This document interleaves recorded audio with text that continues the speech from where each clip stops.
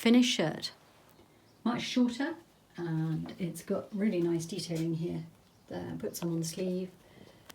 Here, the edges are open. I've taken about, I don't know, 15 centimetres off the length in total, especially at the back. It's much more wearable. So if you want to know how I did this, then watch the little video. If you think you know how, just be inspired. There. Much better.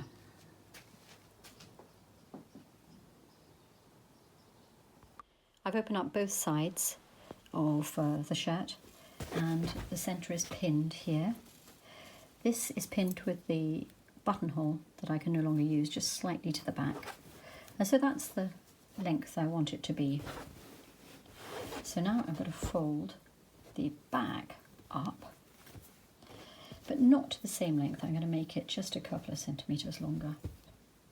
So I slightly shaped the back to iron it into place, and these corners will need a bit of reorganisation. Do that in a minute.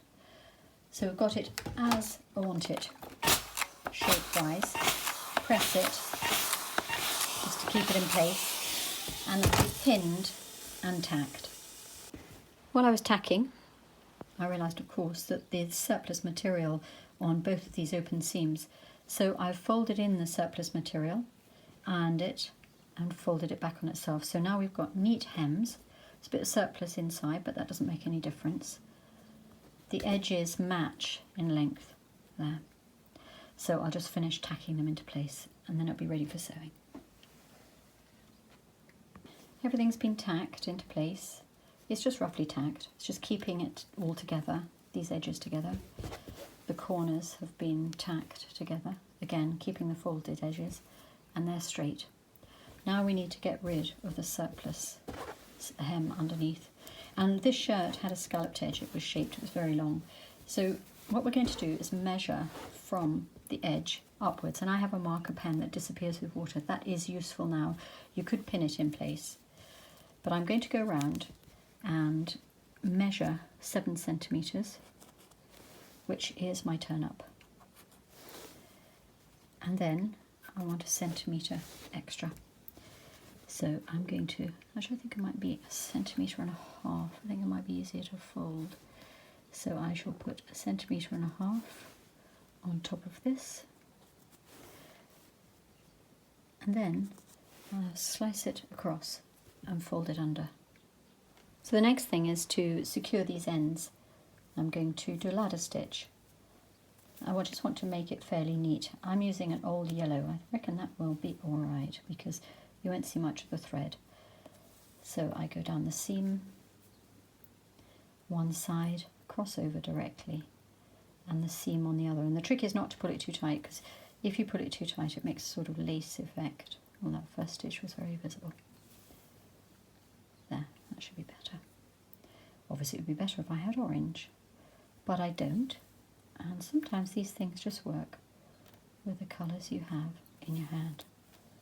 So if you want to look at ladder stitch, we've got the tutorial on our website. You go around all the edges and do the ladder stitch so that they're nice and closed, not too tight. Having done the ladder stitch down the edge, I now want to top stitch from the front. I chose, it might or might not work, I chose one of those sort of variegated threads, 6 strands, but I'm going to use 2. Again, I've got a needle which is quite fine, and I'm going to start on the inside here so I can attach the thread to the inside of this bit here, the seam allowance, and then 1, 2, 3, then come through to the front. So I'll come through actually, where shall I come through? There, I think, right on the edge. Turn it inside out again. There. Go one corner. Out you go. There. And now I'm just going to do running stitch again.